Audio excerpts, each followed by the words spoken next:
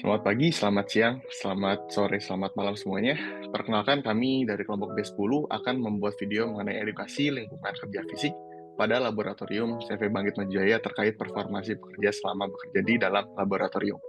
Nah, video edukasi ini kami buat dalam rangka untuk memenuhi tugas besar praktikum ergonomi dan rekayasa sistem kerja. Dosen PIC kami adalah Ibu Clara Teresia, STMT. Kami merupakan kelompok B10 yang terdiri atas Sisa Setia Yusman, yaitu saya sendiri, ada Kenny Dilan, ada Valencia Cecilia Irawan, ada Anissa Faira, dan ada Raden Muhammad Takasya.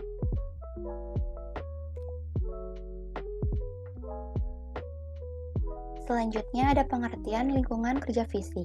Lingkungan kerja fisik merupakan segala sesuatu yang berada di sekitar pekerja, di mana faktor lingkungan kerja fisik dapat memengaruhi kinerja seseorang dalam melakukan pekerjaan.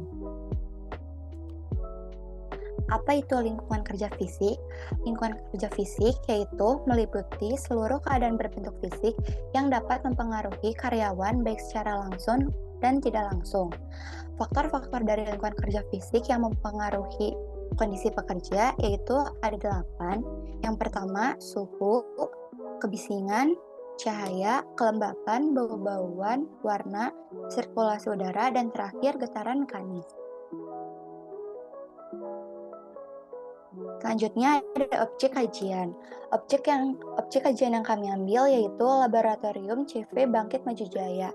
Berdiri sejak 9 Juli 2004, berlokasi di Gempol Asri 1097, berdomisili di Kota Bandung, daerah Cijerah.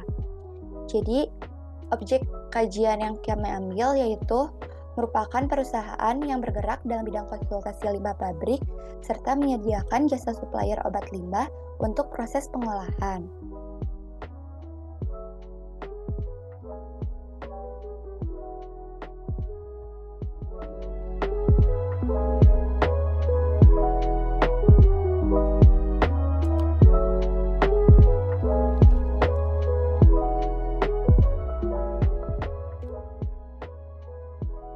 Selanjutnya, kami melakukan survei awal untuk membuktikan bahwa masalah yang terjadi telah berdasarkan objek kajian yang kami pilih.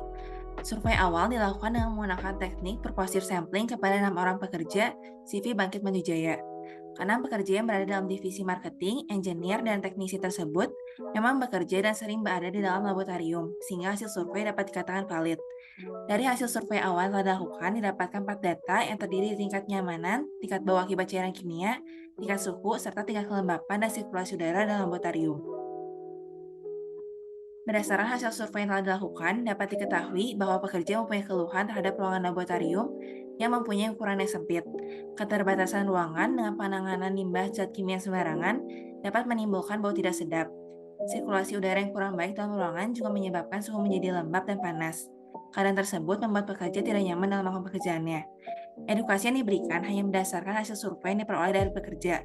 Hal tersebut dikarenakan tidak terdapat ketidakcukupan dan keterbatasan alat yang dapat mendukung beberapa data seperti kelembapan dan sirkulasi udara dalam laboratorium. Nah, baik, selanjutnya terdapat pengaruh suhu yang dapat mempengaruhi performasi pekerja di dalam sebuah ruangan. Nah, di sini kita lakukan pemetaan di mana suhu optimal yang baik untuk lingkungan kerja industri ini berada pada rentang 18 hingga 30 derajat Celcius. Nah, suhu yang dapat dikatakan suhu yang kurang optimum, yang melampaui batas biasanya di atas dari 32 derajat Celcius. Nah, ini menyebabkan dapat penurunan prestasi kerja berpikir, terutama bila mana kondisi ruangan tersebut mendapat kelembapan yang kurang baik juga. Nah, selanjutnya, suhu ini sendiri berkaitan langsung dengan metabolisme tubuh seseorang, di mana kondisi ruangan udara yang panas dapat mempengaruhi kenyamanan pekerja di dalam ruangan tersebut. Nah, selanjutnya, suhu yang panas ini dapat mengurangi juga nilai-nilai kelincahan, memperpanjang waktu reaksi, atau memperlambat waktu pengambilan keputusan seseorang, sehingga memperpanjang siklus daripada pekerjaan yang dilakukan. Nah, seseorang di dalam sebuah laboratorium tersebut dan dapat membuat emosi daripada seseorang ini cepat untuk terangsang. Nah, bekerja pada lingkungan kerja dengan suhu yang tinggi ini dapat membahayakan bagi keselamatan dan kesehatan tenaga kerja, sehingga perlu dilakukan penyesuaian waktu kerja dan penyelenggaraan perlindungan yang tepat kepada tenaga kerja yang bersangkutan.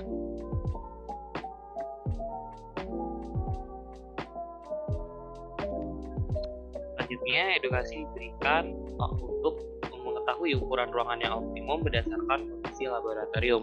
Sebelumnya, terdapat ketentuan baku mengenai luasan dan kelengkapan alat yang terdapat dalam sebuah laboratorium sudah diatur dalam dua peraturan ini. Yang pertama ada SNI ISO IC tentang persyaratan umum kompetensi laboratorium pengujian dan laboratorium validasi, dan Peraturan Menteri Lingkungan Hidup Nomor 06 Tahun 2009 Lampiran 1 tentang persyaratan tambahan laboratorium lingkungan butir A sampai butir D tentang organisasi, sistem manajemen mutu, pengendalian dokumen, dan pengaduan.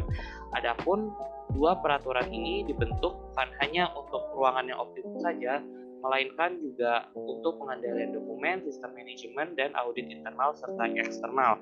Adapun untuk pengendalian dokumen, di mana di sini semua dokumen-dokumen yang ada di laboratorium ini harus disahkan dan juga dikendalikan, serta dokumen harus ditinjau ulang dan diperbarui jika diperlukan dan dilakukan secara berkala. Selanjutnya untuk yang sistem manajemen sendiri harus diimplementasikan dan dipertahankan seperti dengan adanya kebijakan, prosedur standar, dan instruksi kerja untuk penjaminan mutu hasil pengujian.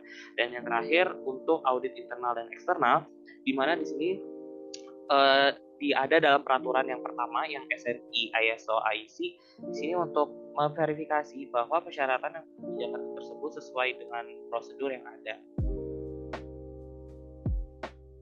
Baik, selanjutnya diberikan layout yang sekiranya dapat memberikan gambaran mengenai apa saja yang harus terdapat dan seberapa besar luasan yang seharusnya dimiliki oleh sebuah perusahaan, terutama di dalam ranah lingkungan hidup.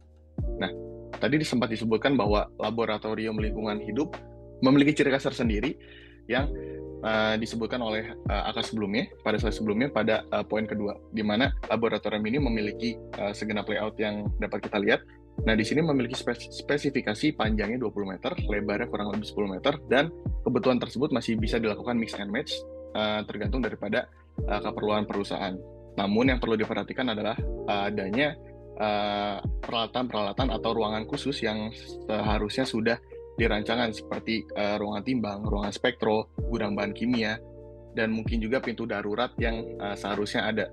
Dikarenakan bila mana terjadi suatu bahaya, para pekerja dapat mengevakuasi dirinya dengan segera mungkin. Nah, contoh gambar di samping ini merupakan gambar minimal yang sekiranya dapat dijadikan contoh untuk pengambilan sertifikasi ISO oleh sebuah perusahaan. Baik, selanjutnya. Selanjutnya kan dijelaskan terkait pentingnya ventilasi untuk mengatasi masalah bau-bauan. Nah, fungsi ventilasi ini yaitu untuk mengalirkan udara dari luar ke dalam ruangan dan sebaliknya, sehingga terjadi adanya pergantian udara yang sehat untuk dihirup. Nah, pergantian udara atau sirkulasi udara ini bertujuan untuk menciptakan ketersediaan udara bersih yang rendah polusi, sehingga dapat menjaga kelembapan dan suhu yang nyaman bagi penghuni dalam sebuah bangunan. Nah, ruangan yang terlalu lembab ini dapat menjadi lokasi yang optimal untuk jamur bertumbuh. Tumbuhnya jamur yang terdapat dalam ruangan ini akan mengakibatkan adanya bau apek dan juga ketidaknyamanan bagi pekerja. Nah, dengan adanya ventilasi ini dapat menjaga kelembapan suatu ruangan sehingga udara menjadi lebih sehat dan mengurangi adanya potensi untuk pertumbuhan jamur dalam ruangan tersebut. Next. Selanjutnya, diberikan edukasi untuk organisir dengan metode 5S. Apa itu metode 5S? Jadi metode 5S itu sendiri terdiri dari Seiri, Seiton, Seiso, Seiketsu, dan Shitsuke. Untuk yang Seiri, artinya memisahkan barang yang masih digunakan dan yang sudah tidak digunakan. Lalu Seiton atau menyimpan barang di tempat yang tepat dalam tata letak yang benar. Jadi kalau mudah ditemukan kalau mendadak. Lalu ada Seiso atau membersihkan tempat kerja dan melakukan pemeriksaan secara teratur. Lalu ada Seiketsu atau standarisasi perawatan serta menciptakan lingkungan disiplin pada 3S sebelumnya, yaitu Seiri, Seiton, dan Seiso. Dan yang terakhir ada Shitsuke, yaitu kesadaran dan adanya upaya pembiasaan untuk yang keempat ini, yaitu Seiri, Seiton, Seiso, dan Seiketsu, untuk menumbuhkan budaya kerja yang positif. Dan apabila kelima metode ini benar-benar diaplikasikan dengan baik, maka akan menciptakan lingkungan fisik kerja yang aman dan nyaman bagi para pekerja di laboratorium. Selanjutnya didapatkan kedua buah kesimpulan. Yang pertama yaitu diperlukan adanya tujuan jelas dari perusahaan CV Bangkit Maju Jaya terkait perbaikan yang ditujukan.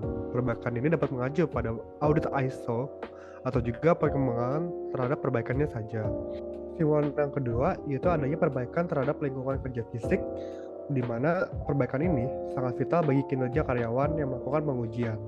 karena menyangkut pada fakta performansi daripada karyawan yang berada pada lab CV Bangkit Maju Jaya. Sekian video presentasi edukasi dari kelompok B10. Terima kasih.